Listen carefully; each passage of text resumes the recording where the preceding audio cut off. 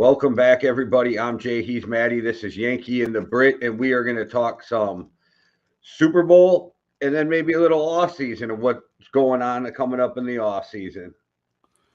Yeah, it always feels so anticlimactic, right? The finish to the Super Bowl, because you get the Super Bowl, and what an amazing Super Bowl it was! One of the best that I've ever watched. It was fantastic. Um, really great Super Bowl, and then you're kind of done, and the whole media circus rolls on. It rolls on to the different sports around the world, and American football just takes a little bit of a back seat for a little bit, and yeah, it feels so anticlimactic at the end of the season. You're just left without left without anything to fill the void. Well, we're like 28 days from free agency or something like that. So, Yeah. I mean, there's always, even when the season is I think that not I think on. the combine's next week already. Yeah, that's the thing with American football, isn't it? It's like, oh, there's no games, but they've created now this crazy media carousel that they have all the way through the year, even though they only play for like 3-4 months out of the year. It's still the most talked about sport in the States, even when they're not playing. It's incredible. Yeah, if you go to the Super Bowl, you play 6 months, but then there's no 6 months off anymore. Yeah, nobody's off. It's professional athletes. Well, I meant even for the fans. There's no it's not really any time off or like. Yeah, I was sat in a pub in Durham yesterday. Durham is one of the oldest cities in the UK. Massive 1,000-year-old cathedral. I sat in a pub next to the cathedral, and Mike Florio and Chris Sims were on my TV screen in a pub in the UK, which I thought was quite interesting. Their show obviously broadcasts over Sky, and I just thought, oh, one of the oldest cities in the UK on Valentine's Day, and still American football is on the TV. Yeah, everybody in the U.S. for a second thought you were in North Carolina when you said that. I guarantee it. Durham, is there a Durham, North Carolina? It's so strange. It's so strange. Like hearing where the British cities are in like America. So in Wisconsin, I live around Luxembourg, Frankfurt. I'm trying to think. I mean, like they're all named after old British, French, cities. Yeah. So It's New York is obviously the main one. I used to live in York, like York, which was home to the Vikings and the Romans, and then there's New York, which was New Amsterdam, and all of that kind of stuff. Yeah, one amazing Super Bowl though. What did you make of it? it was a great Super Bowl. I do think there's a bunch of idiots on TV this week, but yes, it was a wonderful Super Bowl. I think the dumbest thing I keep hearing all week is Kyle Shanahan fucked up by taking the ball in overtime. I don't think that's where they fucked up at all. I think they fucked up, but I don't think that was it at all. Yeah, I don't know whether I would call it even fucking up. The 49ers, I think they let the Chiefs off the hook. They stopped pushing their boot down on the neck of the Chiefs, but taking it in overtime is always the thing to do, even with the new rule change. So yeah, because my theory on it is, right? You take the ball. Where I think they fucked up is not playing it like it's a must-score touchdown drive. Like that was it. You should have went for it on fourth. You should have been calling different plays. There's no field goal in that game plan. That's where I think they screwed up. But if you don't go down and score that touchdown, now you put all the pressure on the Chiefs. And if the Chiefs go down and score, I know that we hear now they were going to go for 2, but nobody would have thought that you're going to risk a Super Bowl on 1 2-point play. So you go down, you score, they go down and score at the worst, then you get the ball back when it's sudden death. Yeah, and it made total sense for me for them to take the ball in that moment in time as well. Plus, your defense needs to breathe. They were just on the field. Yeah, the defense was playing. The defense was playing very well as well throughout that game. That was the best that defense has looked in months. Like they had the making of the Chiefs. So there's no reason to, apart from the fact that Patrick Mahomes and Travis Kelce are on the other side of the ball, and they've just started to move it on your team going into overtime, which is just seemingly what the Chiefs do, right? But there's still no reason not to take the ball. And their drive down the field, they took up most of the overtime. I know it only counts as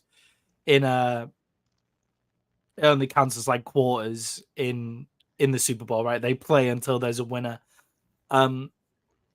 With that kind of thing. But the amount of time that you take off, like as you go down, they drive down the field, to only come away with 3, I think is actually deflating to your defense on that side of the ball. I think that's a sign of, and then that created added pressure. I think that took pressure off Mahomes. And ultimately, the other side of this argument is the Chiefs are a fucking good football team. They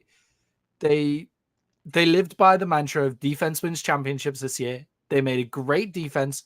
Spagnuolo is one of the best defensive coordinators in the league.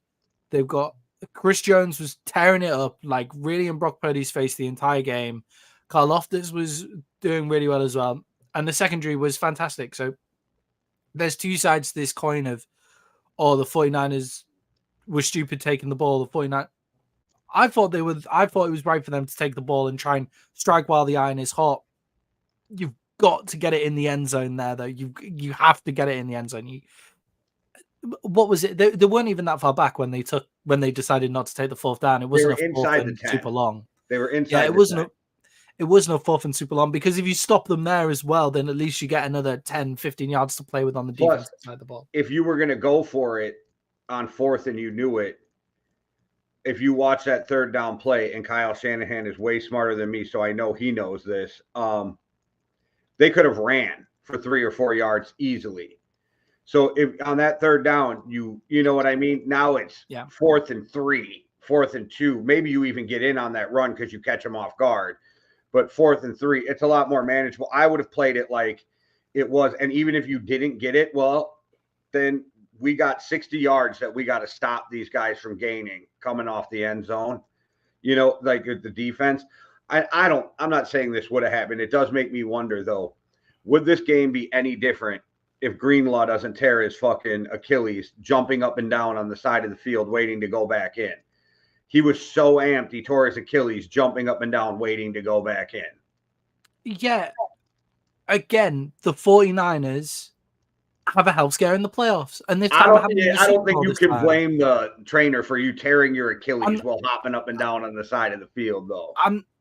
I don't know, because there was other ones in that game as well. I can't remember off the top of my head who else like pulled some muscles and had to sit out. People pulled a hamstring, but he came back out and played through it. So yeah, he came back out and played through it, though, didn't he? Like he didn't have the same effect after he did it. But what's interesting about that is what we spoke about at the start of the season with the 49ers, where it's okay, it happens so much that it can't just be bad luck.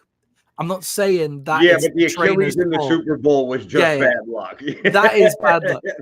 That one there is bad luck. It's just interesting that it happens, and to such an integral player. And it wasn't even just bouncing up and down on the sidelines, was it? It was almost his first step out onto the field.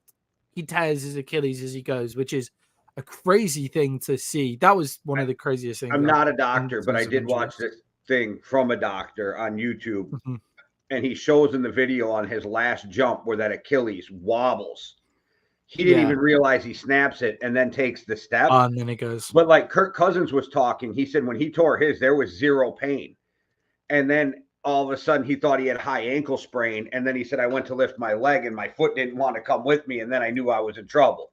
You know, and wild though. And I don't want to get off subject, but wild. That was Kirk Cousins' first surgery in his whole career. Well done, Kirk, for staying healthy. He's actually been super healthy all the way through his career. Never really thought about that before. I didn't know that was his first surgery, because these guys all have off-season surgeries, right? Until he said it. And I was sneak a couple of surgeries in there. Well, even if it's just to clean out your knee or something, you know what I mean? Their guys are always getting cut open. And Kirk's like, no, this was my first time. I was like, damn, like, all right, good for you. Yeah. That must be scary at that. That must be scary at that age, right? Like the first time you do something at that age must be really scary. Yeah, I mean, Greenlaw missing did seem to not completely turn the game. Like I think No, I there just was still wonder if the enough in there. overtime would have been different Yeah, because he is such a leader and he flies. Him and Fred Warner just fly from sideline to sideline. yeah. So for me, the overtime issue is, and like the fact that people are calling it rigged is the other thing that's really getting to me, because the Chiefs won, and it's like, man, like they just have the Chiefs have assembled here a first ballot Hall of Famer already at the age of 28. Like if he retired today, he's a first ballot Hall of Famer, 100%. With a tight end who is Is the always greatest solid, of all time. more than solid, greatest tight end of all time, and always a go-to, always seems to be open. Because there were moments where Travis Kelce was actually a detriment to his team in the first half of that game, where he was overarmed on the Pacheco fumble, obviously, calling out Andy Reid and those kind of things. But whenever they need him, he's always open, and he's a great leader and all of that kind of stuff. Rewind some for me. You have an issue with the Andy Reid Kelce thing on the sideline? I have zero issue with it. I think that's crossing the line. Have you seen? Jason agrees with me. Jason told him off on New Heights. That's because he was trying. If you watch it, Jason was trying. I watched it last night. He's trying to balance. He wants to tell Travis, "I'm good with what you did and fuck the public," but he's afraid to hurt his fucking podcast because I don't know why I feel like that's the most British comment ever, that it went over the line, but because I don't have a problem with it at all, because there was no malice there. It was all like, they had the same goal. And if he'd have screamed at Andy like that, it wouldn't have been a big deal. It's because he caught Andy off guard, and he's such a big dude that Andy stumbled. I don't think you know what I mean? I think that's my problem. I think that's where it looked over the line to me, the kind of physical presence with which it took. Obviously, there looks like there's a hit in there. It's obviously not a hit. It's Travis has gone crazy and Andy has turned into him. And I understand it. I think it came a bad time for the Chiefs, which is something I want to go into in terms of the emotions of the Chiefs at the start of the game, and the fact that they looked like the team that were there for the first time. They didn't look like the team that were in that first half. They didn't look like the experienced team. They weren't doing things the right way in terms of the offensive side of the ball. They were the ones making the mistakes. They look like how they made the Ravens look the week before. But just to finish up on this 49ers hate and the fact that everybody's saying that the Super Bowl's rigged and Kyle Shanahan should be fired and all of that kind of stuff. He came up against first ballot Hall of Fame quarterback, greatest tight end of all time, really good young running back, an offensive line who was the most penalized in the NFL going into the postseason and became the least penalized in the postseason. Arguably the greatest coach of all time, depending on where you sit with how great Andy Reid is. And then you couple all of that on that side of the ball with Rashid Rice as well, who came up with really big plays in big moments too. You then copy that up with a top 5 defense in the NFL, probably the best defense of the NFL, especially when you look at the cornerbacks and you look at the postseason production. When the Kansas City Chiefs scored 21 points this year, they won most of their games, only needing to score 21 points. So, let's give praise to the Chiefs here rather than what the media has gone to. And they held them to 19 in the regular, in regulation. And the McCaffrey fumble killed them in the beginning. I'm not saying you had a lot of time to recover, but that fucking hurt right away because you were driving and you had the chance to put your foot on their neck right away. So that hurt. I was caught off guard by them firing Wilkins yesterday. That's what caught me off guard is when they fire your defensive coordinator after the Super Bowl. It makes me feel like even if they would have won that game, he was getting fired, especially listening to Kyle Shanahan when he talks about it yesterday. I'm like, so do you wait until – this is just me. This is what I'm thinking. I'm like, if you win that game, do you wait till after the parade to fire him or do you fire him before the parade? I think the moment that got Wilkins sacked that quickly, that meant we're not going to take time to review. We're just going to get rid of you so that we can get a defensive coordinator come straight in and move on. Is where Shanahan had to call a timeout to tell Wilkins what play to call. No more zero blitz. Like I seen them. Yeah. They show the clip yesterday. And you can lip read, and he's like, do not run another fucking zero blitz. Like, yeah. I think that was the moment that Wilkins lost his job. Like, right. So that's my thought is, if you win that game, do you wait till after the parade to fire him, or do you fire him before the parade? That was just my joke in my head, you know? You give him a little bit of time, right? You have the celebrations, and then you part ways much more amicably than what seems to have happened here, where Kyle Shanahan is gone and just gone. Well, we fell off all year. We've got too good a defense to be playing. You have a better memory than me, so before we get out of here, remind me to talk about who I think might be coming in as their defensive coordinator. All right. When we talk offseason. Yeah, we'll do. So the 49ers, what does this loss mean for them? What does it mean for them going into next year? How does it affect Kyle Shanahan's legacy? Like, how many is Shanahan now lost against the Patriots from 20 points up, lost against the Chiefs from 10 points up, lost against the Chiefs from 10 points up? What does it do for Kyle Shanahan and the 49ers?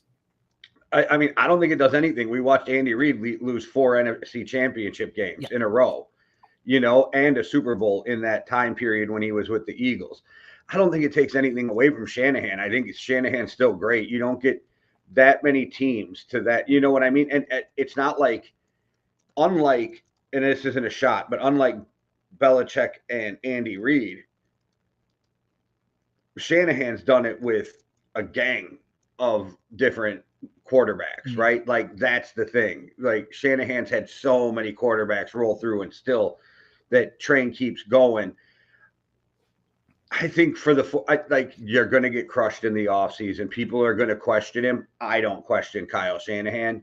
And I think anybody who really questions Shanahan is for 2 reasons. 1, they don't know what the fuck they're talking about. Or 2, they're just trying to get views. Yeah. I think people who try and take that like kind of nuanced thing with Kyle Shanahan and say, if you're calling for Shanahan's job, you're doing that for views. Like, all right, question some of Shanahan's game plays. That's fine because every coach has those things. Like Kyle Shanahan got way too pass happy during the third quarter. In the third quarter, he got way too pass happy, went away from Christian McCaffrey running the ball, and that's where the kind of momentum of the game turned over. But the Chiefs are really good defense, and they sold out on the run to stop McCaffrey from running the ball. So I know people will say, well, he's Christian McCaffrey. He's still going to get his, like, just run it straight through him. And I agree with you, but that's not what lost them this game. And those are always hindsight calls, right? Though, like, that's always easy to say in hindsight. Yeah, exactly. Like, as long as I can see the thought process behind those plays, then fine. Like, that's okay. And the thought process behind that is the Kansas City Chiefs are selling out. We have Deebo Samuel, George Kittle, Ayuk, McCaffrey out the backfield. Like, we can, if we get man-to-man or light zones in the secondary, then we're going to take advantage of that, right? And they didn't take advantage of it because the Kansas City cornerbacks are the best in the league. And the one way, and I have been harping on a bit about this all season, the way to stop this 49ers team is stopping the yards after the catch, right? And the Kansas City Chiefs tackling, they're the best tackling team. Them and the Ravens were the 2 best tackling teams all year. And tackling and getting that guy to the ground, not necessarily coming in, making the big hit and dislodging balls, although the Chiefs do that pretty well and getting the turnover with on Christian McCaffrey and the fumble on Christian McCaffrey as well. So the Chiefs do that very well. But what they do most of the time is if they get you, he's on the ground. He's on the deck. You need to stop the yards after the catch. And I think the 49ers came in with a really good game plan and they executed it as well as they could with the Chiefs defense on the other side of the ball. And I don't think this Chiefs team, because everybody's saying this is the least talented Chiefs team that Patrick Mahomes has had. But it's the least talented offense that Patrick Mahomes has had. But it's not the least talented team because the defense is one of the best in the league. And he's never had that. So, yeah, I wouldn't be calling for Shanahan's job either. One of the best things the Chiefs did is, and I know people are using this as oh, it's scripted, it's rigged, but I will challenge anybody to go back and find an egregious one, not some little ticky-tack one, but they're all screaming because the Chiefs have not gotten a holding penalty in any of the 3 Super Bowls they were in. And they were the most called team for holding this year. But go back to that game. There's not one egregious holding call where I was like, oh, they fucked them on that. The Chiefs just played great with their offensive line also. And I'm sure you can find a hold. I'm not saying there wasn't a hold that wasn't going to call, but find an egregious one and show it to me, because I actually, through that game, thought the refs, not intentionally, but the refs' calls were more favorable to the 49ers than they were to the Chiefs throughout that game. You don't call a pass interference that whole fucking game, and then at the last drive, you hit one for the 4. I'm just saying, that. Was it Snead who got called? Yeah, it was Snead who got called on that penalty. You had called that the whole game, and then you're going to call it so I think, if anything, you would argue that the refs' calls went more for San Francisco than they did for the Chiefs. So that's a wild, but that, the internet, people just want to figure out a reason to bitch and complain. Yeah, people don't like the Chiefs' success. I think the Chiefs I like the Chiefs a lot more. I like the Chiefs version of success a lot more than the Patriots. When the Patriots were winning all of those Super Bowls, how many people really like the Patriots? I like Gronk, I like Edelman, Tom Brady's all right. Didn't like the Patriots, but the Chiefs, as an organization, I like. I like greatness, so yeah, I wouldn't say I cheered for the Patriots outside of the Super Bowl, but every time they got to the Super Bowl, I was like, all right, Brady, go get your, you know what I mean? Because I appreciate greatness, so I was more of that. Plus, when they played the Eagles, I was like, fuck the Eagles. So, even though they lost that game, that's always my theory on the Eagles, is fuck the Eagles. But, yeah. I keep hearing Brock Purdy getting blamed for this too, which is wild to me. Yeah, so I wanted to go into Brock Purdy. I didn't see what more Brock Purdy could have done. In this game, did Brock Purdy set the world on fire in this game? No, he's playing against the best defensive coordinator with the best defense in the league that I've tackled. Look, Brock Purdy fits, and this isn't a shot in the same way that Cam Newton calls it a shot. Brock Purdy fits so perfectly into that system. That's a real compliment to Brock Purdy. He enhances that Shanahan system. What this team that we saw with Jimmy Garoppolo that took them to the Super Bowl, this is not the same team with Brock Purdy in it. Have they been getting similar results because of how amazing the system is? Yes, but Brock Purdy just gives the defense the ability to make a few mistakes. They've been annihilating teams all year. I think Brock Purdy. What about that 18-yard out he threw to Conley, on a fucking dime? Do you know, I don't think fans understand how hard an 18-yard out route is to throw. If you've played football, there's an old saying that says, if you can hit a 15-yard out, they'll respect you. If you can hit an 18-yard out, they will fear you. Yeah, and I think what we've seen that got underutilized in this game actually was Brock Purdy's legs. We saw that in a few games. I think he was a bit hesitant to take off again. I don't think it's his natural game to take off, but it's something that I really want to see him take into next year, is that ability to the play's broken down, the system hasn't worked. Instead of throwing an incompletion, which is sometimes the right thing to do, but that gap opens, take it. That's the one thing I would say from Brock Purdy, because there was a couple of times where I thought he was hesitant to just put his head down and take the yards that were given to him, take the run and take the rushing option, because he showed throughout this postseason that that's something that he's able to do. I wouldn't put this on Brock Purdy at all. It's not like the Super Bowl that they lost with Jimmy Garoppolo, right? Where there was clear mistakes that Jimmy Garoppolo made, where if Jimmy Garoppolo made that throw, they win the Super Bowl. Brock Purdy didn't have that moment. Brock Purdy didn't have that moment where he missed the throw to win them the Super Bowl. And missed an easy throw to win them the Super Bowl. The Kansas City Chiefs defense locked down the 49ers offense. And it's not on Brock Purdy, and it's not on Kyle Shanahan. It's how amazing the Chiefs adjusted at halftime, because this was a game of two halves as well. In the first half, they looked all at sea, and in the second half, they came out and were incredible. I think people should be afraid of the Chiefs going forward. Most teams, they they won the Super Bowl. Will they be the same next year?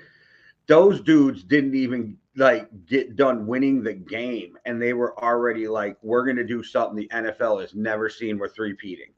Their mindset had flipped as soon as they won that game. It was you're not even celebrating yet. You're thinking about what we're going to do next year.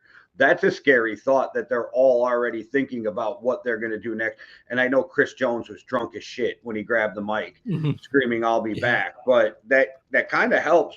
Did you see? I don't know if you saw this, but he's drunk and he's screaming, "I'll be back." And then his agent tweeted out, "Bartender, stop giving them so many drinks," with laughing faces, So yeah, they were all having fun with it. But I think people better be worried about how these guys are already focused on. And I think in their head, they're we can do something that the Patriots didn't even do. I think mainly in their head, they're thinking, we weren't that good this year. That's what's so scary about the Chiefs, right? The Chiefs, on the defensive side of the ball, they were amazing. And if they can hold that defense together, if Chris Jones comes back, which I think he will, if they keep the cornerbacks together, there's no reason for that to take a drop off. Spags will keep it rolling. How many Super Bowls has Spags got now? Feels like quite a few. Has he been there? I don't know. Was he the D coordinator for all three of the Chiefs? Because if he was, that gives him 5 rings. I don't know. Because I think he won both of them with the Giants, and then that would be 3 with Andy Reid. But he's got 4 or 5 rings either way. He has 4 Super Bowl rings, yeah. So you have a full-time Super Bowl winning defensive coordinator on that side of the ball to hold you together. You also have the fact that they have a little bit of they don't have crazy cap space, but they're no means in cap hell. They can go get one of the wide receivers that are coming out on the market, like Mike Evans. Mike Evans becomes a free agent this year. Or you just, even with the team they have, you just go draft one. Yeah, I'd almost be tempted to go experienced guy and draft one with the way that it kind of went. But I don't want to take away from Rashee Rice either. If you resign Chris Jones, which I think should be your utmost importance, I don't know if you have enough money left to get one of those top guys to come in without fucking your cap up moving forward, which is, I don't think, something they're willing to do. As long as you have Patrick Mahomes, you need to keep some flexibility in that cap. Yeah, I think the fact that you're the Chiefs and you're going for the 3P allows you for a veteran wide receiver cheap ass deal for 1 year for a championship wide receiver. It depends who it is, because I don't see Mike Evans taking a deal. He took discounts to stay with Tampa. He's already got a ring, but I'm that dude's going to want to get paid on his last contract, right? So depending on who you go get, but so you go back through history, Favre, Rodgers, Montana, Marino, Brady, whatever. You don't have to get the top end wide receiver where you go get a pretty good free agent wide receiver and Mahomes makes him look great. Yeah, what they need is a reliable wide receiver because Rice has enough in him to be a 1.5 wide receiver. Like maybe not an X factor number one, but not necessarily but a bit better than a number two. Kind of that Michael Pittman style guy where it's like I in think between Rice one is and going to two. be a number one receiver. So I think he'll be the number one receiver in Kansas City because no, he's I mean got I think Patrick he's Mahomes. coming into his own and will for me. All I right. think he is a future Yeah. number one. Like you're in Kansas Yeah. City behind all of these names, and then all of a sudden you end up being the guy. And I just think it was building confidence. And Patrick Mahomes is always going to put you in good positions, right? So Yeah. And go Andy get Reid, most important as well. Yeah. So I think Rice is. I think you have that reliable outlet in Kelsey. They also have is it Gray, the backup tight end as well, who is actually yeah. a really excellent tight end, like would probably start for quite a few teams in the NFL as Is it well. Noah Gray? Is that his name? I think Noah that's his name. Gray, But I think yeah, so. And then so you have those guys, a reliable wide receiver, like veteran, reliable wide receiver. Isn't Pittman a free agent? Actually, I think Michael Pittman might be a free agent. that would be dumb if the Colts let him get that far into it. But Yeah, it would be. No, he's not. So it's Odell Beckham is the name that screams out here. didn't But there's a Odell few. Beckham sign a 3-year deal with the Ravens?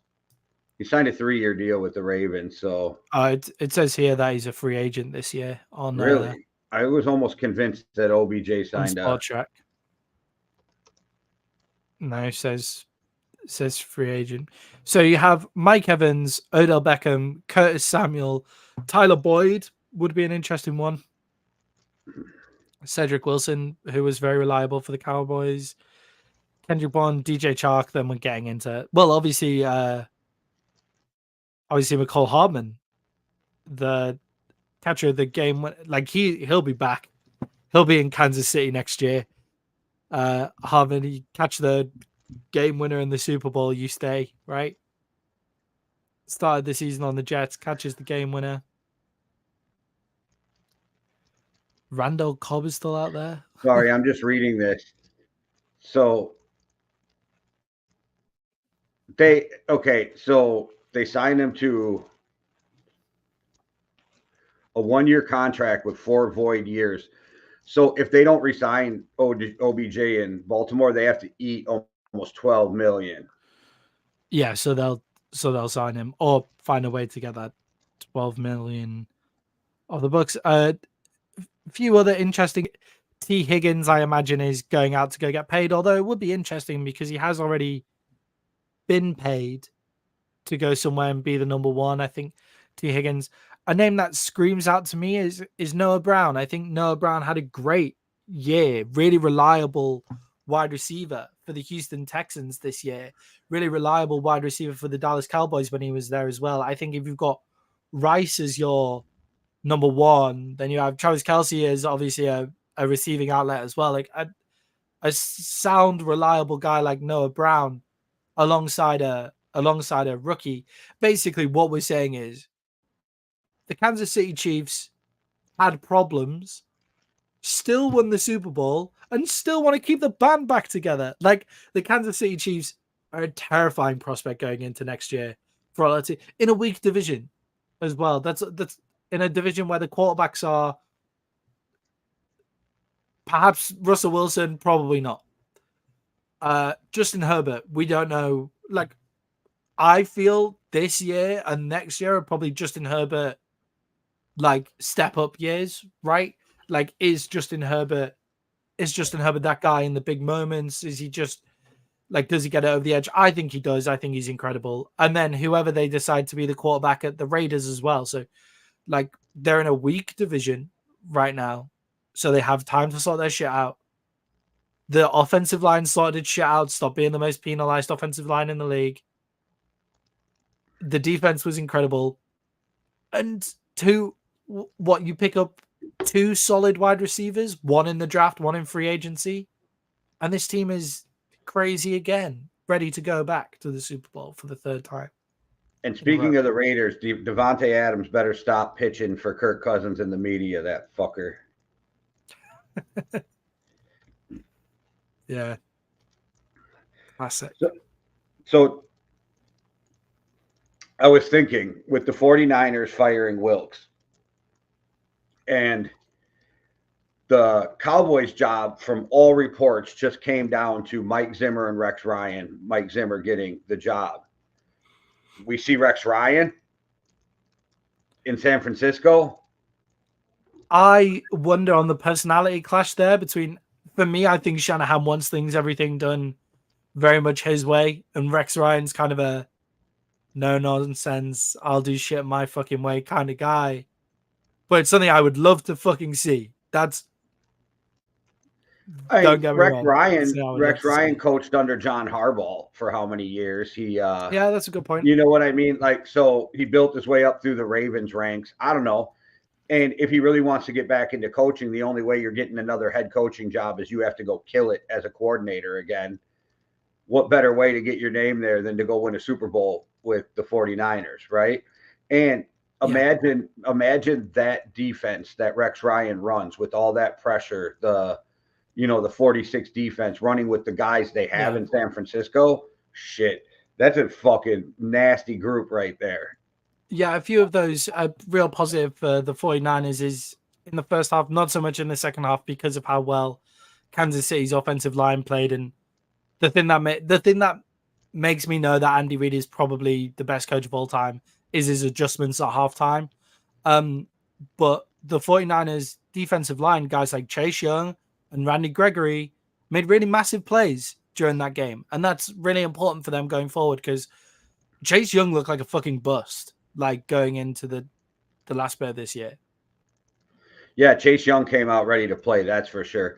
Bosa had 11 pressures, I think it was, which is wild to think in the playoffs on Patrick Mahomes. That's a wild stat.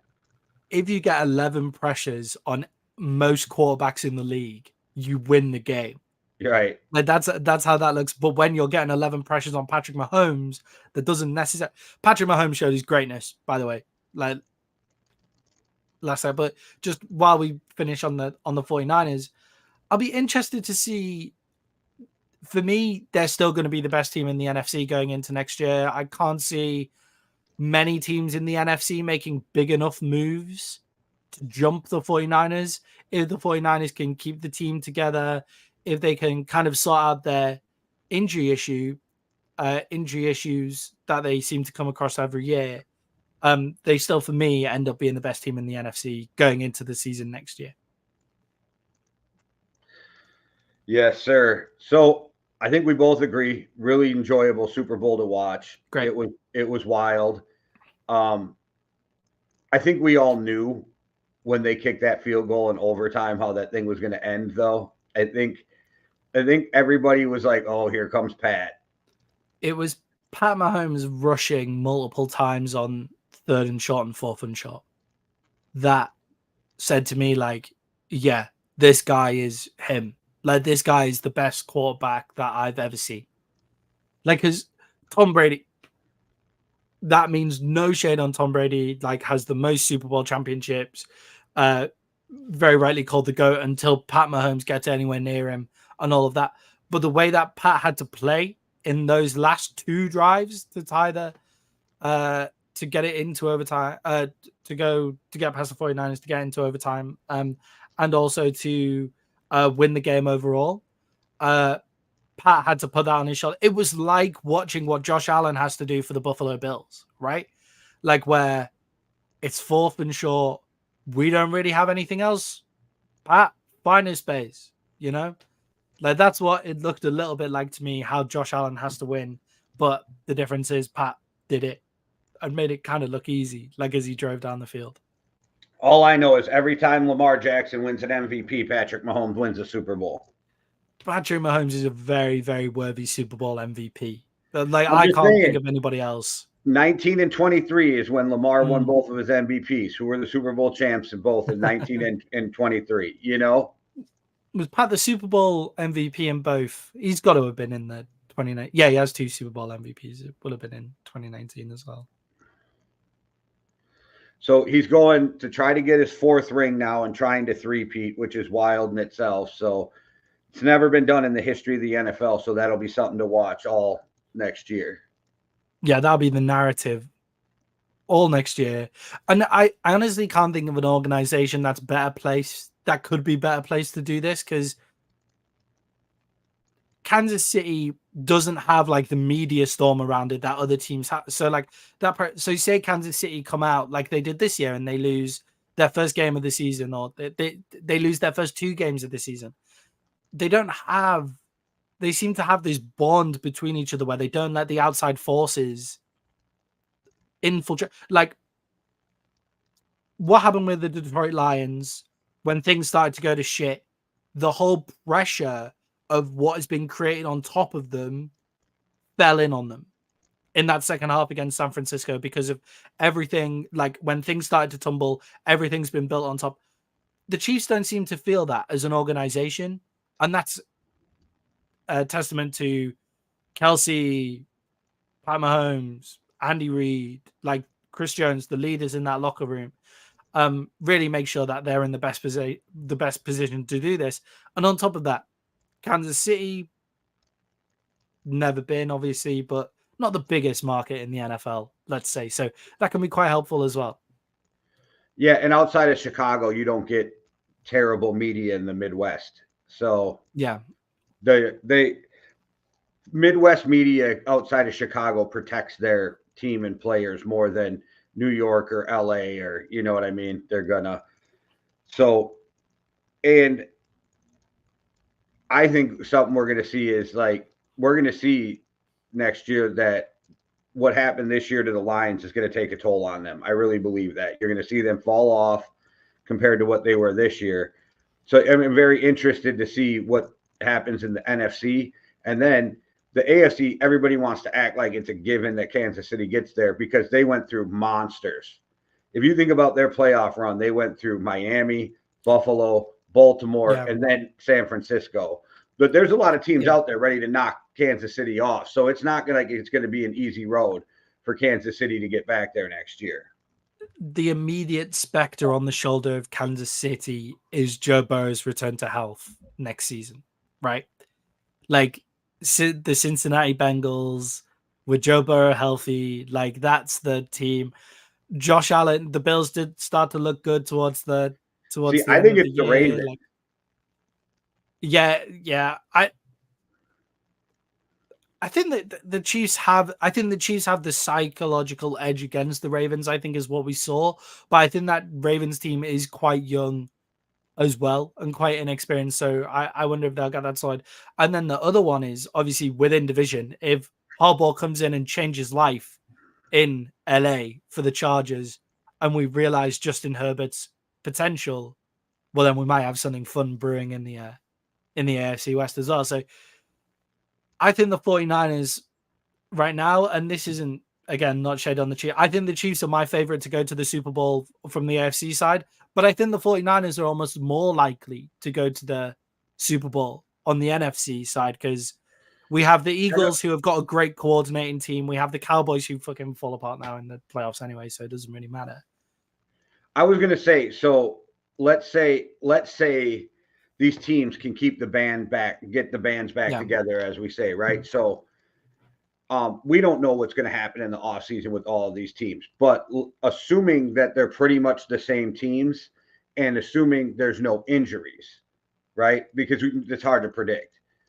I think the Cowboys are a problem. I think that for the 49ers, I think the Eagles are a problem for the 49ers. I think the Rams are going to be a problem for the 49ers. And I think the Vikings could be a problem for the 49ers. I almost feel like, all things being equal, if everybody stays healthy and these teams stay together, because the Vikings have to re-sign Kirk for this to even be, you know what I mean, an option and things like that. But if that happens, I think, and let's even say Detroit doesn't fall off, like I say. I mean, maybe the 49ers have a harder road than the Chiefs to actually get back to the Super Bowl.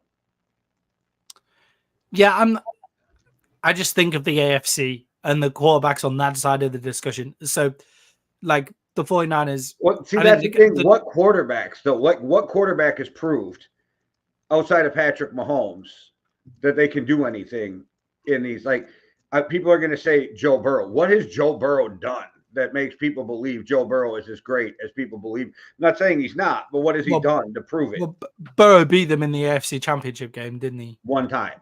So that, yeah. Well, yeah. But even the sun shines on a dog's ass every once in a while. Like, he couldn't put it away when he got there. Yeah, that's it's a fair point. And the amount of people who, if they don't win their first Super Bowl, never go back again is actually the amount of quarterbacks that have that is very, very interesting. That's a really interesting stat.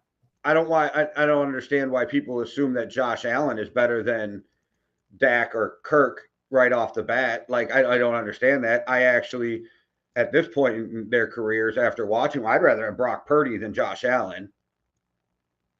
So I don't know if I think Lamar's the scariest one on the AFC. I don't know. Lamar would scare me more than any other quarterback if I was Kansas City. Yeah, I think if the Ravens can get that whole mentality right for the Chiefs, and then we keep forgetting Aaron Rodgers. If he stays healthy, more importantly, if the Jets' offensive line is. If the Jets manage to reboot their offensive line, then yes, then the Jets obviously become a problem as well. So, on the NFC side of the ball, obviously the Packers with their young team as well could potentially be a real issue. I think the Vikings are the sneaky team in the NFC if they manage to. Loads of people saying you can't have Kirk and Justin Jefferson, and I'm like, it's because Dan Orlovsky's a fucking idiot. Yeah. Why not? He thinks that Kirk's gonna try and bargain for $50 million or something. Like, no, so it's already been out there, and Kirk hasn't disputed anything. He wants $40 million, 3 years, fully guaranteed, right? So that's what, $120 for 3 years. They have $50 million in cap space right now. You could sign Kirk and re-sign Justin Jefferson and actually have closer to $60 million this year. So, like I don't understand where they come in and they try to say, again, I think it's just like Dan Orlovsky and guys trying to get people to watch ESPN. And I think the takes are getting even worse because linear TV is dying slowly to programs on Rumble and on YouTube. People and like us. Right. Barstool just went to Rumble exclusively. Like, Barstool just signed a big deal. Like, Pat McAfee's watched more people watch Pat McAfee on YouTube than they tune into ESPN for. Like, that stuff is dying. Like, people are sick of Skip. People are sick of Stephen A. People are sick of that kind of show. And that's now it's all, can we make the wild hot takes to get people to view us? And I don't think these guys realize that's not what most people want anymore. Like, I don't know this for a fact, but I believe more people watch Florio than they do NFL Live now. Yeah, I think that there's so many people who, I think, like, it's almost because of the amount of information out there about American football, the amount of shows like us that are out there that give not alternative takes, but just takes from like a real person. Like, we're not doing this for views. Like, if we were doing this for views, we do things in like different ways. If we were doing this for loads of money and loads of views, like, we would have massive captions saying Brock Purdy is the worst quarterback of all time and all of that kind of shit. Like, if you want it for views, like, that's not what we're about. Or there's shows like, I know you don't like them, but there's shows like PFF. There's shows like Chris Sims Unbuttoned, where it's more about the kind of like insider bit of football, the numbers and the what does the scout see, rather than this huge narrative based stuff that the big TV companies are kind of promoting, like things like Lamar Jackson is never going to win a game against the Chiefs. Like, no, that's not the take. Like, the Chiefs do have a bit of an edge over the Ravens, but that's not Lamar Jackson is never going to win a game against the Chiefs. That's the way that it goes. Like, mentality only plays so much into it. Like, if Zay Flowers doesn't fumble the fucking ball because he's like not jumping over the line, then the Ravens could win that game and all that kind of stuff. This poor kid. Yeah. This poor kid is going to be so amazing. And I said it coming out of college. And I even said it to all our fantasy draft people. Like, Zay Flowers is going to be amazing. And this poor kid is getting so much heat. And I get it. But all he was trying to do was score. And he is getting so much fucking heat. If you want to give him shit for the 15-yard penalty. But I don't. I have a problem with the rule in itself of that's the most punitive rule in all the fucking sports. I think like it's crazy. Wild. Yeah, like I feel like it's almost like saying in soccer, if you're offsides, it's an automatic free kick. That's how wild that rule is to me. Like, you know what I mean? Like, fucking, it's the most punitive. Yeah. There's actually a very similar rule in rugby as well, but it just means. So, like, if you fumble it out the back because in rugby, you have to put the ball on the floor. You have to, like, put pressure down on the ball on the floor. You can't just hang it over the line. You have to be over the line and put it on the floor.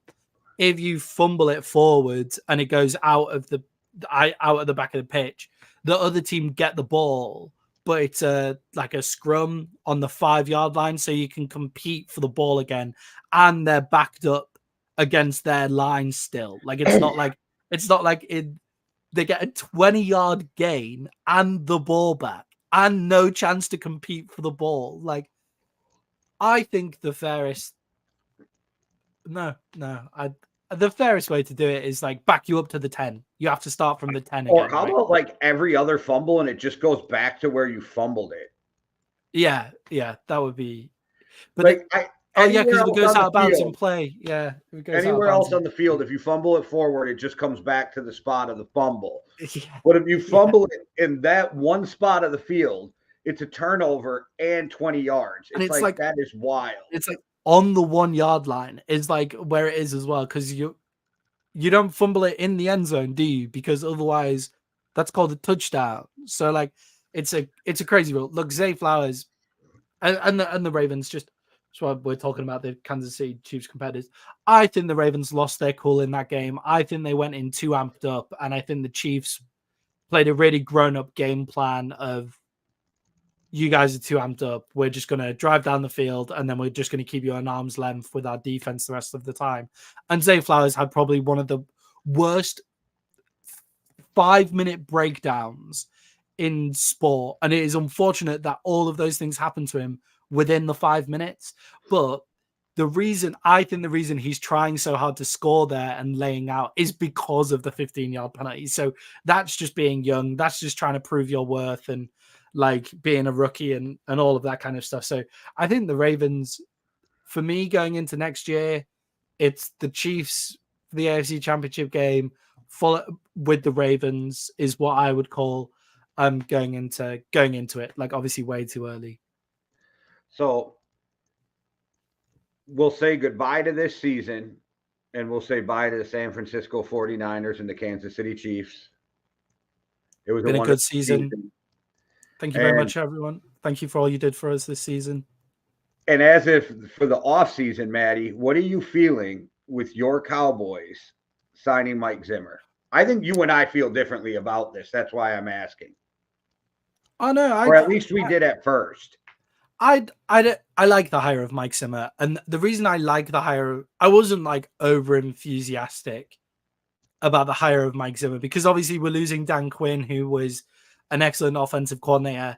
I'm more upset we're losing him in division. Like, I wouldn't have mind losing him to the Seahawks, but I don't want to play against Mike Zimmer's Dan Quinn's offense. Defense. Jesus. Dan Quinn's defense twice a year. That's what I'm trying to say. What I love about the Mike Zimmer hire is the head coaching experience. I think it's weird to say with Mike McCarthy, because obviously Mike McCarthy's been a head coach in the league on multiple teams for a long time. I do think he benefits from having a head coach a guy who's been a head coach before on the defensive side of the ball. I think him just being able to hand over to Dan Quinn and say, you know how to run personnel, you know how to like player manage, you know how to do all of this. Like being able to leave that, I think is really helpful. In the same way that Sirianni gets that with Kellen Moore and Fangio as well. Like he gets that from those guys. I think it's great for Mike McCarthy to have that. My issue with Zimmer, I don't really have an issue with Zimmer at all. My one is the way that it ended in Minnesota was a bit sad. Is what I was going for, and a bit dry. Yeah, because you find out him and Spielman didn't even talk to each other the whole last season. Yeah, he seems like a bit of a prickly character, right, Zimmer? But I don't know whether that's on Zimmer or whether he just outstayed. Like the relationship went on too long in Minnesota.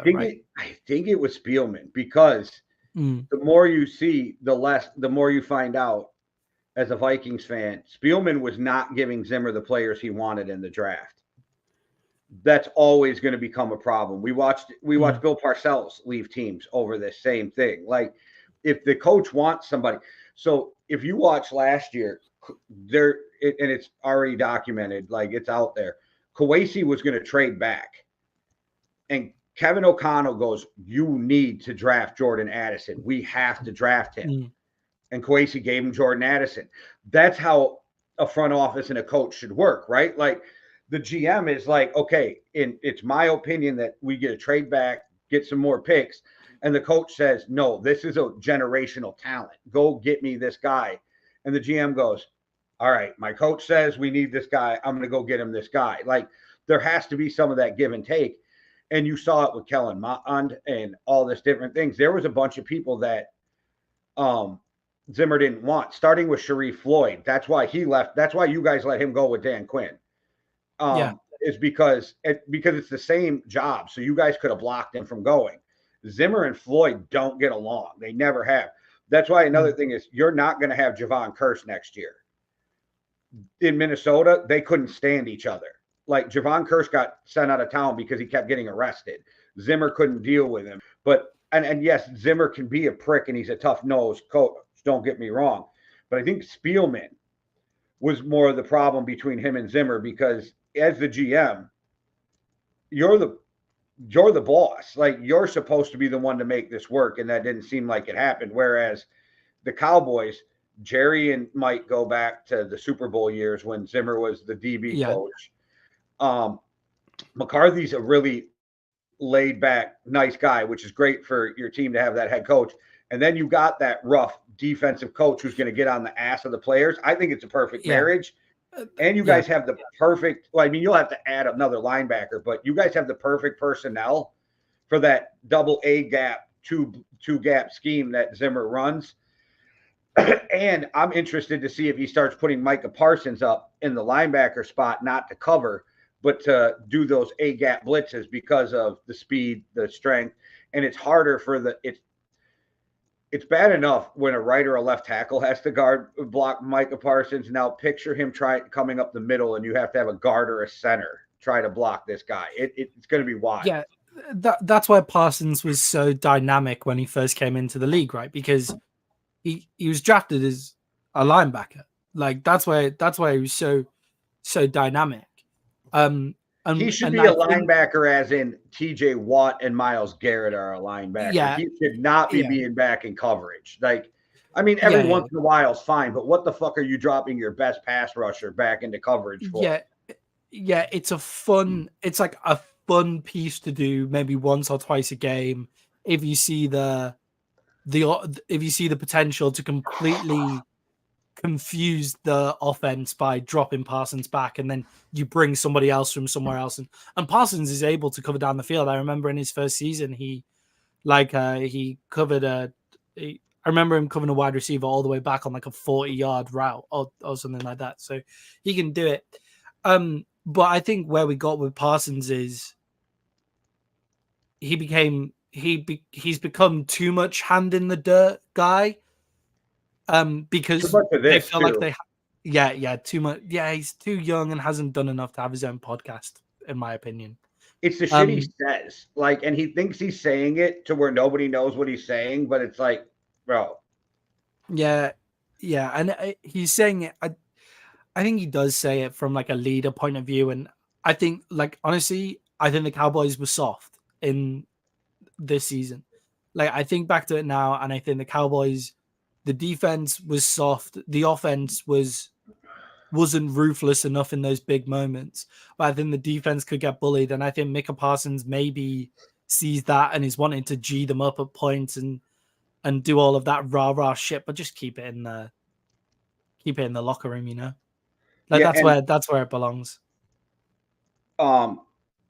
Zimmer having corners and linebackers are what makes that double A gap scheme work the best. I mean, if you look back when Xavier Rhodes was one of the top corners in the NFL, Mike Zimmer's defense with Kendricks and Barr, that was one of the top defenses in the league every year. So I think you guys think it's going to actually be an upgrade to your defense, and it's going to make the Cowboys scarier. Yeah, I like the hard-nosed guy coming in as well and making them tough because, as I said, I think they're soft. I think the main thing that the Cowboys the Cowboys defense are lacking is that killer edge, as well as some size, right? Like, they're missing size. Like, the reason Micah Parsons came out as a linebacker is because he's too small to be a D end, right?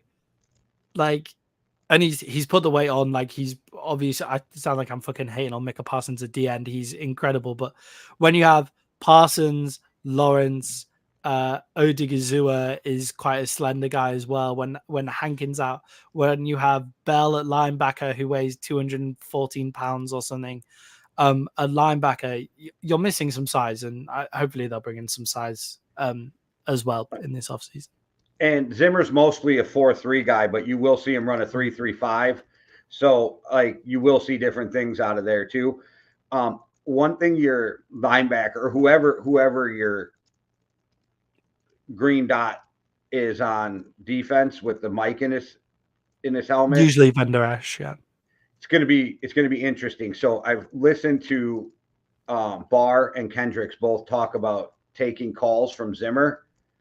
Zimmer doesn't call plays on defense. He's in their ear giving them schemes. Like, we want 3 over the top, this, and then it's on the linebacker to figure out which call to call. So it puts a lot of pressure. But if you have a good green dot, it's a smart guy taking the plays, it works out. But I remember Kendricks talking about when Barr went down and he had to put that helmet on for the first time. He's like, it was wild trying to listen to Zimmer in my ear for 15 seconds telling me what he wants without giving me a play. Yeah, if only Sean Lee was still able to play, you know, that would be the perfect guy, a middle linebacker. Yeah, it's weird though that your coach is giving you concepts over a play, right?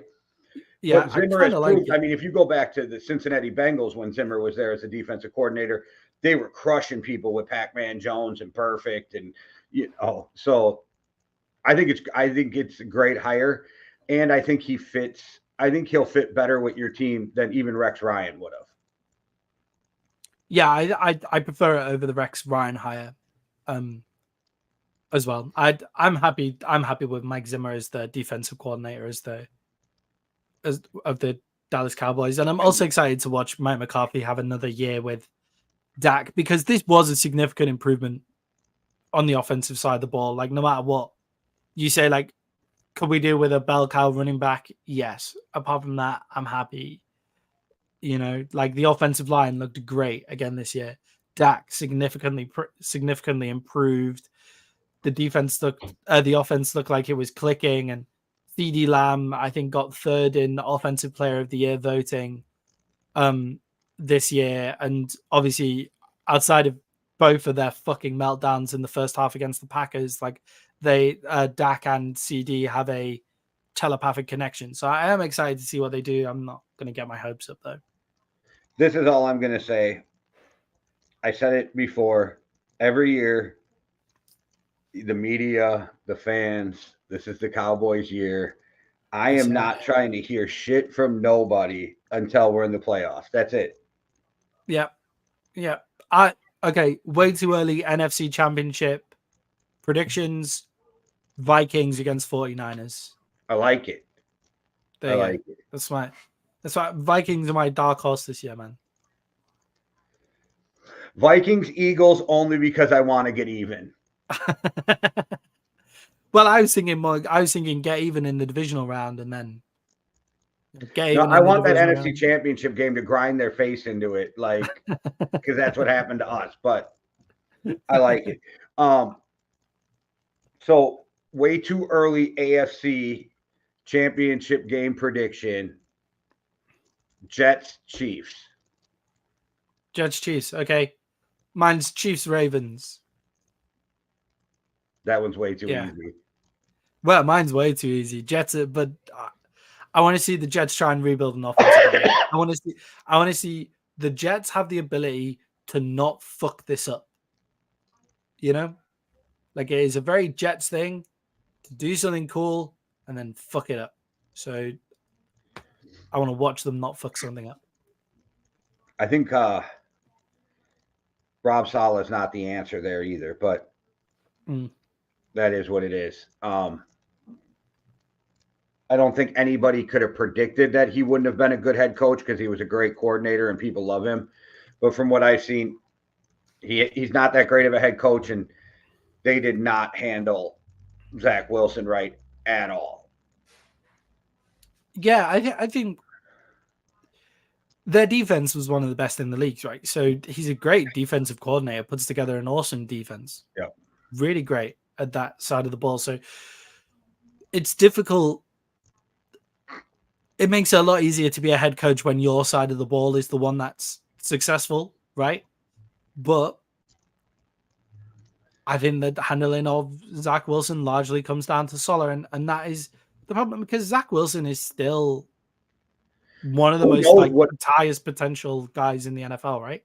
Yeah, who knows what he would have been, but I do know that they handled him awful, so we didn't see the full potential. Yeah, I'm excited for the QB carousel this year because there's a few interesting quarterback questions to be solved after the draft. I keep seeing motherfuckers putting Sam Darnold to the Vikings as the starter. Like, I'm like, will you guys stop?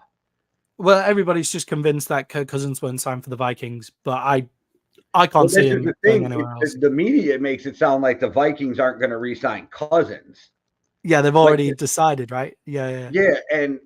But both Kawasi, Kevin O'Connell, and Kirk Cousins have all said they want Kirk back. So that to me feels like, well, then there's a deal to be made there. Like there's a deal to be made if all three.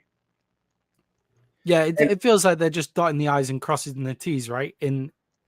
With Kirk. And look, it might not work out. It might not work out because they also need to re-sign JJ, but the front runner for Kirk Cousins is the Vikings. Like that's where I think he's going to end up. Can we stop placing Bo Nix with the Vikings too while we're at it? Like, can we fucking stop with that? Yeah, I think with this quarterback class coming out, it makes everything very interesting because it makes everybody's got the Vikings trading back to 30 or trading back into the first round from the second to 30 with the Ravens and taking Bo Nix. And I'm like, what is your love with this guy? Yeah, Bo Nix, the old man Bo. Yeah. I think the Vikings. I'd love to be the Vikings in the draft this year. I think they're such an intriguing team to play with in the draft this year. I don't know how true it is, but the rumors coming out of Minnesota papers, which you feel would have more of a pulse on what's going on, is that the Vikings front office love JJ McCarthy. Yeah, I can see that. I could see that with JJ McCarthy, but I don't think that JJ McCarthy's a first round quarterback still. But I do. The more I watched him, I do. I just don't think he's a top 11 first round quarterback. Yeah, I mean, Kwesi's going to try and trade back anyway. So, like, I wonder what the odds are on you guys. If he trades back again, I'm going to start jumping on the fire this motherfucker bandwagon. Yeah. But the quarterback carousel, because of how interesting this QB class is, because you have these three guys at the top, Caleb Williams, Drake May, who seems to be falling off on a few draft boards, and you have Jaden Daniels as well, and then you have the next. For the record, I was the first one on the Jaden Daniels over Drake May boat. I want to put that out there. Yep. Killed it. You then have guys like Michael Penix, Bo Nix, JJ McCarthy, like these guys who are tilted to be starting quarterbacks in the NFL, but they're going to be available much later in the draft. So it just teams that are kind of iffy on their quarterbacks have the potential to just blow that up and kind of surprise us, right? With what they're going to do. I don't know. Like, I wonder, okay, so it finally came out that the reason the Vikings passed on Will Levis is because he didn't have some of the traits Kevin O'Connell was looking for. Does that happen again? Do you reach for a quarterback because you didn't get one last year? I don't know. That's why I'm kind of curious to see. We'll know what's going on with Kirk Cousins by March 13th, but I don't know. With the QB carousel, there's so many teams that without a quarterback, but then there's teams that seem to be stacking two with how the QBs have gone with the amount of injuries that were there during the year. So you've got guys like that could come out and play for any team. Like Carson Wentz, look, in that game he played for the Rams, looked really good. Like I'm not sure you want him in your locker room, but he looked great. Like Sam Darnold, Zach Wilson. What's going to happen with Mac Jones? Like coming out of the Patriots, like Jared Mayo said some stuff about keeping Mac Jones. Well, that's fucking ridiculous. That's not going to happen. But like, what's going to happen with Mac Jones? What's going to happen with Justin Fields? That's one of the ones that Trey Lance is sat on the depths of the Cowboys bench. Like, there's a few quarterbacks out there that's like Russell Wilson. Sorry, go on. Russell Wilson obviously is Russell Wilson is a massive one. So there's a great conversation to be had for QBs in the draft. And there's also a fascinating amount of guys who've started in the NFL waiting in free agency as well. Well, yeah, we're at this point where I keep hearing Minnesota should trade up to number 3 with the Patriots to draft Jaden Daniels. And I keep thinking to myself, who the fuck thinks Jaden Daniels still going to be there at number 3? That's where I keep getting so caught off guard with that. Like, I wouldn't be shocked if Jaden Daniels went number 1, let alone still sitting there at number 3. Yeah, with what's happened with Caleb Williams and going to the Bears and all the chat around whether he wants to go there or not, maybe Jaden Daniels goes to the Bears, right? Like that would make sense to me. And the reason, my guess is the reason he hasn't signed an agent yet is because he can still pull back out of the draft because he hasn't signed with an agent with the new rules. Yeah. The draft is the quarterbacks in this draft are fascinating this year, especially with the amount of teams that need a quarterback and the amount of quarterbacks that are just sat on the bench ready to go. Another guy like Taylor Heineke, Desmond Ritter, like what's going to happen with those guys? There's Gardner Minshew, Baker Mayfield. He's a free agent this year. Baker should go back to Tampa. Baker needs to stay in Tampa.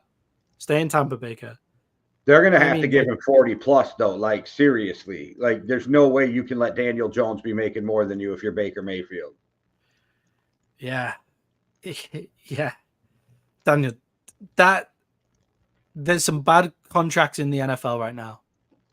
Sean Watson is one. Mitch Trubisky was a weird one as well when they kind of signed him. Daniel Jones is horrific. Oh, Russell Wilson is the other like really intense one. And Daniel Jones is franchise killing. Like the other, like Russell Wilson, like Deshaun Watson are both franchise killing. Like Deshaun Watson obviously stands a pedestal above everybody in terms of like how awful that contract is. But with how mediocre Daniel Jones is for the amount of money, it's one of those contracts that GMs hate the Giants GM for doing that. Yeah.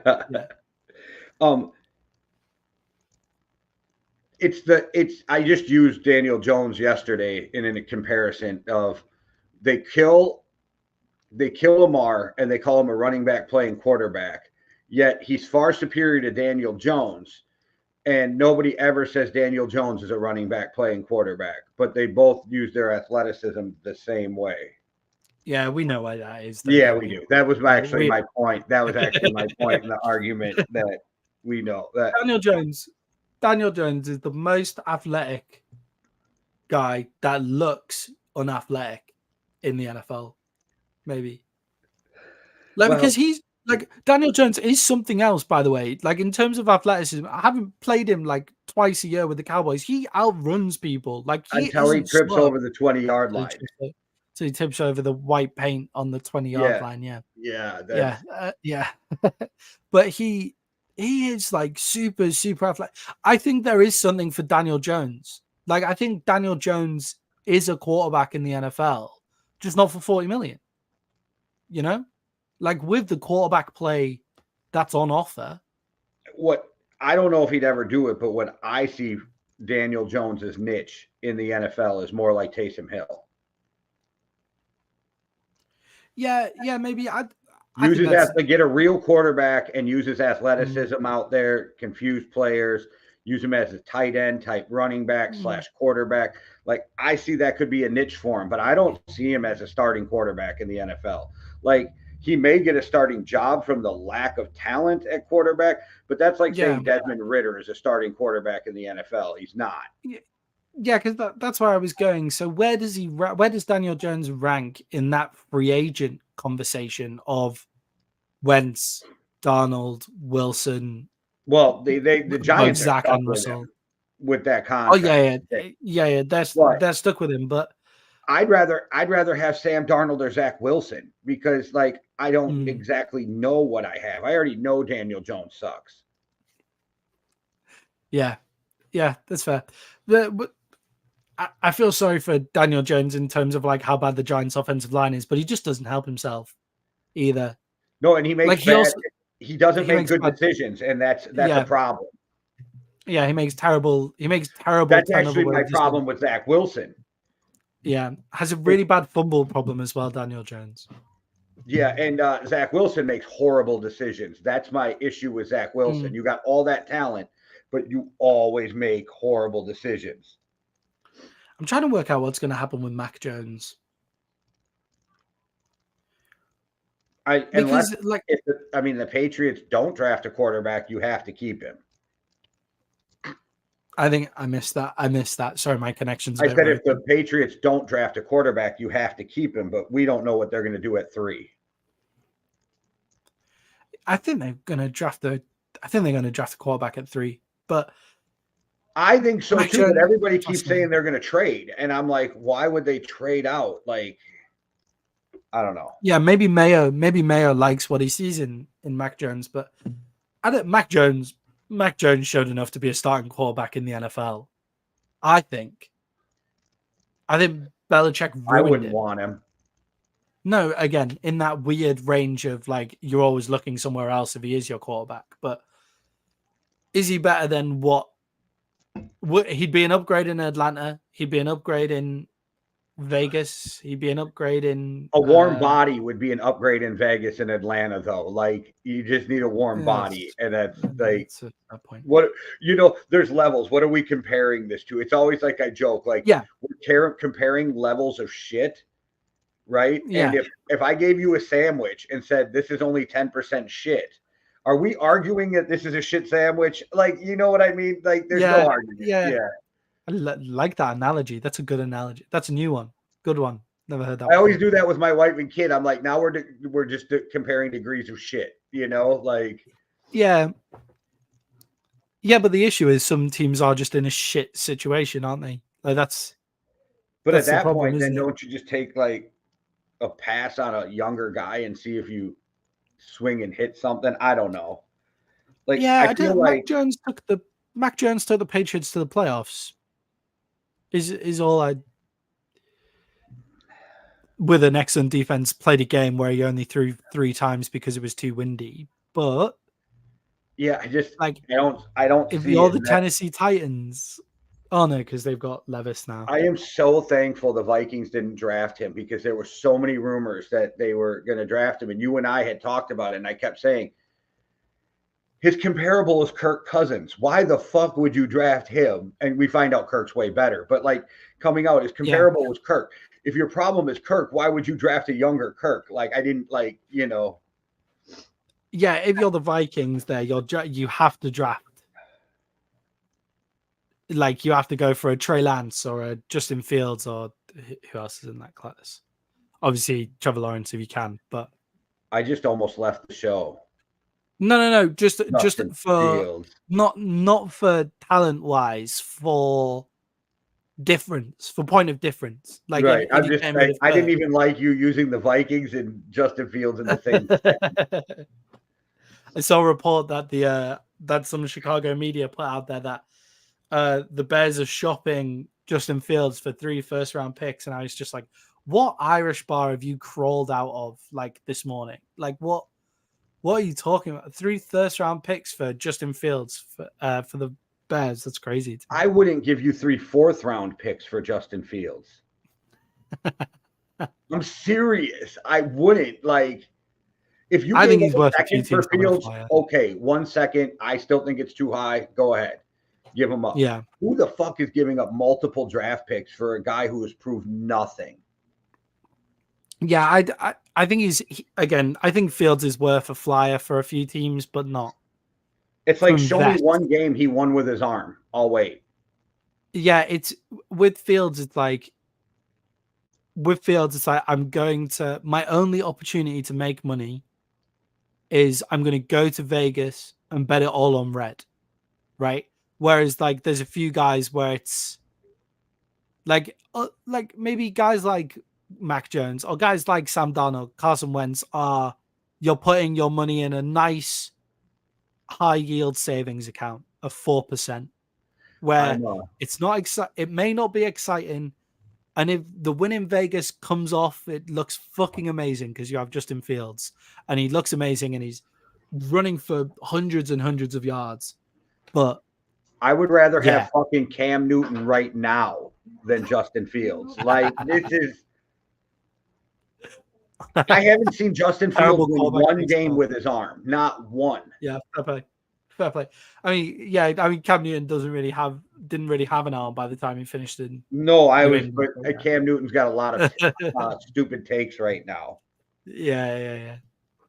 I'll take Darnold over Fields, I think. In terms of my broken quarterback love. The only one that we've talked about that I could think of where I would take Justin Fields over him probably would be Mac Jones and Daniel Jones. That's it. Desmond Ridder? That he doesn't count to me because I don't even think he's an NFL quarterback. No, I don't. He's XFL at best. Yeah, so to me, he's off the board. Like he doesn't count. Yeah, that's fair. But I would take Justin Fields over Daniel Jones, but not at a price tag of fucking anything near what they think. Yeah. As long as I can get rid of Daniel Jones's contract. Wait, I could probably trade up to number 2 and number 1 if you're getting rid of him, but number 2 for sure for 3 first-round picks.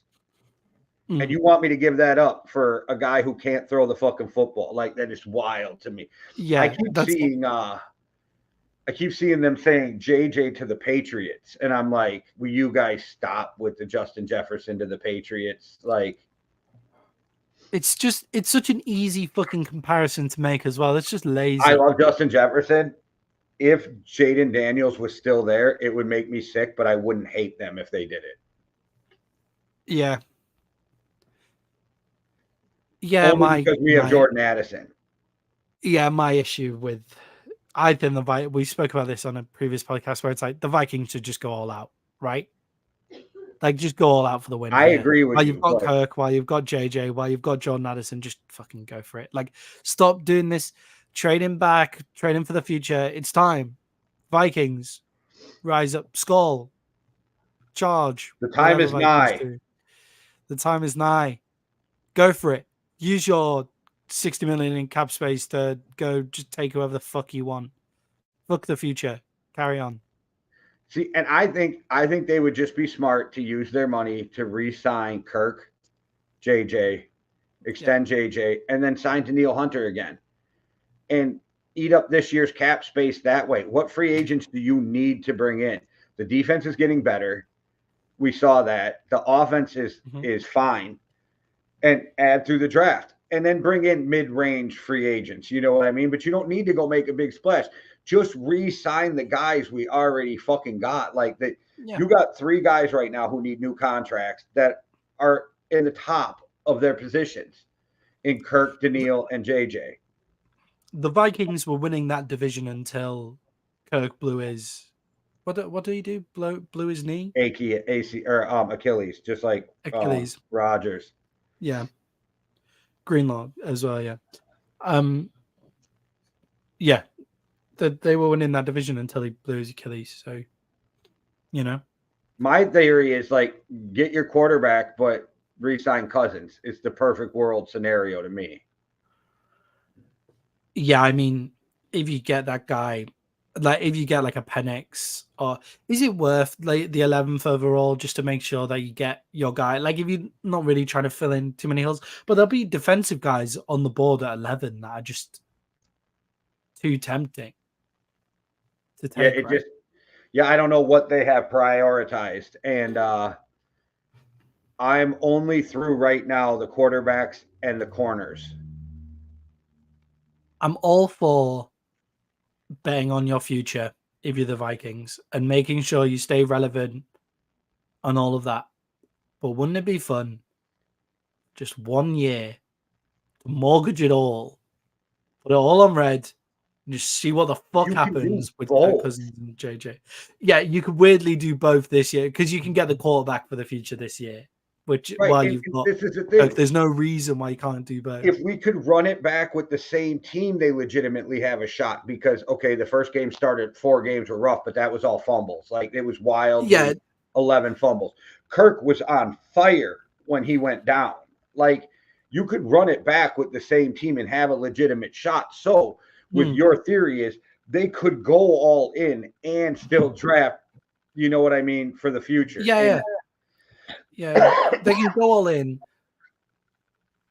add maybe a special talent, maybe add a couple of freaks for the defense in the 2nd and 3rd round. Even in the first, and then take Penix or even Bo Nix. Yeah, if Penix makes all the way to for 3 fucking years, I'm good with that, right? Like, or somehow JJ McCarthy slips into the 2nd round, or I'm okay with that if you re-sign Kirk. If you don't re-sign Kirk, you have to mortgage everything right now to get up there to get one of these top 3 quarterbacks. And how the fuck is that going to happen when the top 3 teams need quarterbacks? Well, it's JJ to the Patriots, isn't it? But that's assuming the Patriots would even do that, right? Like that's the thing too, is like everybody likes to say shit on TV, but you don't even know, like the Patriots might be like, we are so far away from winning. We are not going to give up the 3rd overall pick for a receiver who's not going to help us win. Like, and then is JJ going to resign with the Patriots if he's playing with Mac Jones? Because you have to resign him or you're just stuck franchising him for 2 more years. Right. So like, and then does he, here it is. Does JJ then make his way back around in 3 years' time back to Minnesota? Once you've got your quarterback, so you got your haul, you got the quarterback of the future, and then JJ, and then you mortgage it in 3 years' time. The only team I would think about trading him to is the Cardinals at 4. And that's if you gave me 4 and 27. And then I might get slick and take Marvin Harrison Jr. at 4, take a quarterback at 11 or 27. You know what I mean? But you have to re-sign Kirk if you do that. You have to, because you're going to end up with Penix. You're going to end up with JJ McCarthy or Bo Nix, which is fine. The only way I even address even thinking about that is you're going to have to give me both your 1st round picks this year and something else. So, and I don't think the Cardinals would do that, but if they would, that's the only team I would think of trading JJ to. If you gave me 3 1st round picks for JJ, so if you gave me 2 this year and 1 next year and you're the Cardinals, then we can talk, because I can grab Marvin Harrison Jr. and then I can get my quarterback for the future at 11 or 27 and still build, but it's still a crapshoot to do that. Yeah, like I go back to Quentin Johnson this year. Like the way that everybody's talking about Marvin Harrison Jr. Last year, Quentin Johnson was a sure thing. He was sure to be one of the top wide receivers.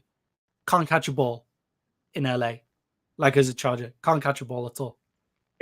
But Marvin Harrison Jr. is Marvin Harrison's kid. Oh, yeah. I think like a lot, look at Patrick Mahomes better. grew up in a pro locker room. I think there's something to growing up in a pro locker room that makes you more prepared. But I get what you're saying. I'm just saying, like, that's the only way I'm risking getting rid of the best receiver in the NFL. Yeah, hold on to it. Just fucking go for it.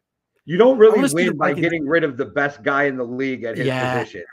I want to see the Vikings go for it. I want to see the Vikings actually try and win the Super Bowl this year. Not that they're not trying to win the Super Bowl. I just feel like they make conservative moves to make sure that they're always in the conversation for getting into the playoffs, and they're always in the conversation for dark horse teams. I want to see them just make some moves. And like you say, it doesn't even have to be crazy. It just has to be re-sign the players you already have, add a few freaks in the draft.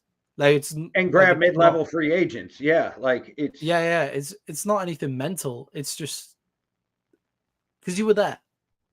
You were there. Yeah. You were one of the best teams in the NFC this year.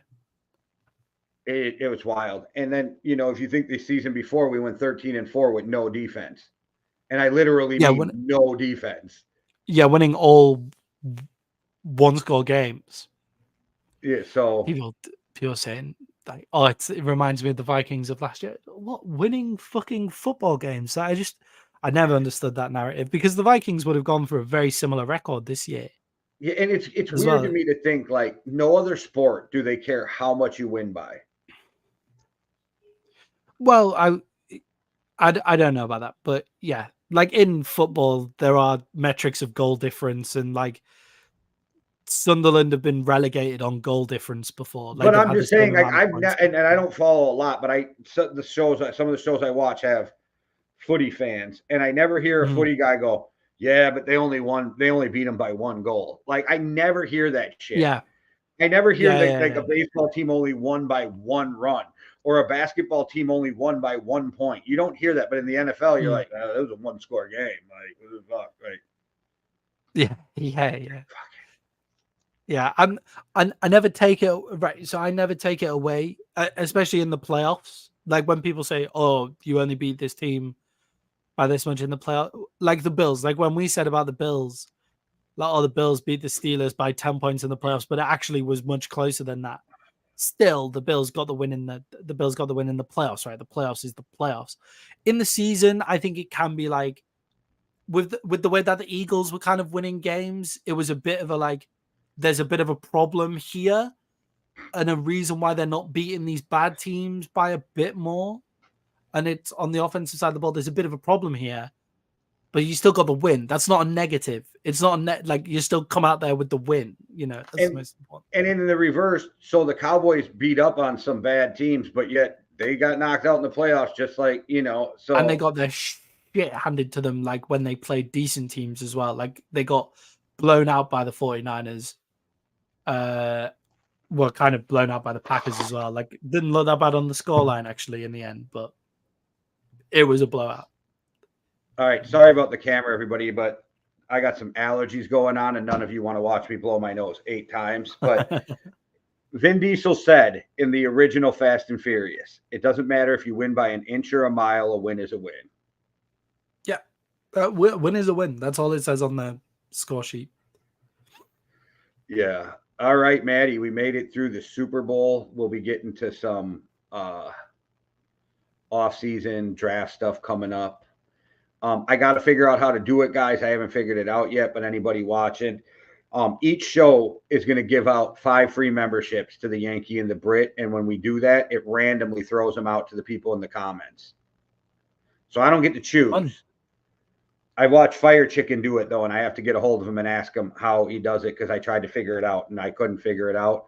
But Fire Chicken will get me through it. But every show is going to give out 5 free memberships, and the MMA Underground guys are going to start doing some exclusive membership content, and so are Well Beyond the Arc. And I think, I haven't talked to Maddie yet, but I think what we should do is next year give you 3 picks on our show of betting lines and give you the rest of the games in the membership. I think that sounds fair. Yeah, we give our 3 hot picks, and then the rest is in. Yep. That's just for the betting lines, though. Yeah. Yeah, that's just like to that. put more Sounds stuff good. into the membership to make the membership fun and that kind of thing. Yeah. And I put it as low as YouTube will allow it at $1.99, guys, so it won't crush you. That show is $1.99. We're $1.99 kind of people. Yeah. What's that in pounds? I don't know, probably $3 or $1.80, but wait, $1.60. Other way. $1.60. Yeah, like Let's have a $1.60. Maybe. Pound's been doing all right recently. So what are we doing? I'm converting. I got to see for our British listeners. Another fun fact. So I live mostly with euros now.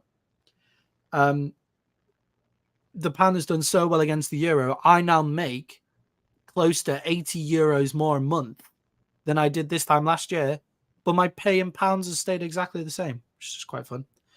Okay, so $1.99. It's only £1.58. You know, like guys, I said 160 after I redid my math. So yeah, that was a guess, but not a bad guess. That there, guys, for our British listeners, is a pasty from Greg's. That's all we ask. A pasty from Greg's. So what do you guys consider a pasty? Like anything in pastry, really, with like a savory filling. So Cornish pasty is probably the main. Well, pasties here started from the Finnish, okay, when they were miners. Right. And it's a crust with meat and potatoes in the center of it. So is that the same thing? That's a Cornish pasty. Yeah, the bastards. Nick stole it from us. Yeah, that's a Cornish pasty. Well, the Finnish miners are the ones who brought it here. That's why it's really big in Michigan and Wisconsin. It's pasties. So yeah, it's from the tin miners in. It's from the tin miners in Cornwall because it has that extra thick crust, so that you can get that covered in. No, I didn't know if we were talking the same thing when we said pasty. Yeah. So that's why I was making sure. Yeah, but guys, basically, all we're asking for, we're not even asking for a cup of coffee because coffee's too expensive now. Not even asking for that, just a pasty. Just a pasty. And now I got one dumbass question. What do you call the thing over there that you put flowers in? A vase. See, I knew it. We don't. It's a vase. I know it's a vase for you. It's also a vase in the south of England as well. Yeah, it's just that whole vase. Like the only person in the U.S. who would use the word vase is like an uppity rich fuck that you want to already kick in the throat. Like, oh yeah, preppy Princeton boy says vase. My mom has an $800 vase. Like that's not something we would say like the vase. Yeah, so I didn't know what you guys called it, but I thought about that like 2 days ago when I was looking for a fucking vase because we don't get each other gifts, but I still surprise Sandy with flowers, for Valentine's Day. And I'm looking for a fucking vase in the house. And I thought to myself, I wonder if Maddie calls it a vase. That's how weird my brain is. Like I thought about I wonder what you call it. Just completely intertwined at this point. You can't even shop for a present for your wife without thinking about the Yankee and the Brit at this point, Jay. Like, maybe we need to. Maybe it was just because I was thinking about you on Valentine's Day, Maddie. Yeah, maybe that's exactly what it must have been. It's the British accent. It does wonders in America, I hear. If any of you missed when Maddie roasted me on Winging It, go watch that because he does make a pretty good joke about his parents being weirded out about a 20-year-old FaceTiming with a 40-year-old in the U.S. I was pretty happy with that roast, not gonna lie. That might have been my best. That might have been some of my best written work, I think. Yeah, I remember laughing so hard because I have a kid your age, right? So I was thinking about oh, that is so like realistic and funny at the same time on how that could be true. Like, because if my daughter was FaceTiming some 40-year-old, I'd be like, what the fuck are you doing? Like, it's a 4-year-old in the UK. Yeah, like, what are you fucking doing, weirdo? Like, all right. Well, as we digress, I got tears in my eyes. That shit made me laugh so much. All right, we'll be back with some draft knowledge kicking back to you guys. I think the quarterback one is going to be a lot of fun. Quarterback, wide receiver. I think the wide receiver class this year is. I gotta look. See, the Vikings are so set at wide receiver that I have not looked at anybody past the top couple wide receivers right now. I have went through the corners though. Yeah. Also, corner TJ Tampa is my favorite dark horse pick in the draft this year. I think at the moment, like my mid round sleeper, TJ Tampa. That's where I'll be talking about when we talk about corners. Don't want to give too much away. Well, was it last year or the year before? My mid-round sleeper got picked in the first round by the Patriots. So, like, I don't know what happened. My mid-round sleeper was Tank Dell last year, which I mean that it's never going to be better than that. I don't think I'll ever do any better than that ever again. Yeah, that's another thing as we keep digressing. I'm excited to watch CJ Stroud and Tank Dell in year 2. That's another thing I'm excited for. Yeah, shit, the AFC. Oh my God. Yeah. And I just had to do a quick top 10 quarterbacks in a friendly debate yesterday because I don't want to call it an argument. It was a friendly debate. And I had CJ Stroud over Josh Allen. So. All right. Love it. We'll have to do that again. It's rough to put a rookie in there, but he showed out. Like that kid showed out. There is that David Tepper is kicking himself for the Bryce Young pick right now. Even though Bryce Young may still be amazing. But like he is like, look at CJ Stroud. I could have had that fucking guy, and I didn't. I just don't know whether CJ Stroud does anything near what he was able to do in Houston with the Panthers because their team is so dog shit. That might be true, but it doesn't change the fact that you're looking at a guy you could have had ball the fuck out. You know what I mean? David Tepper, that billionaire, alpha must be just dying inside a little bit from that. Like, just seriously. All right, guys. Thanks for watching. We'll be back. Make sure you hit that like and subscribe. One world, one love. Deuces. Cheerio.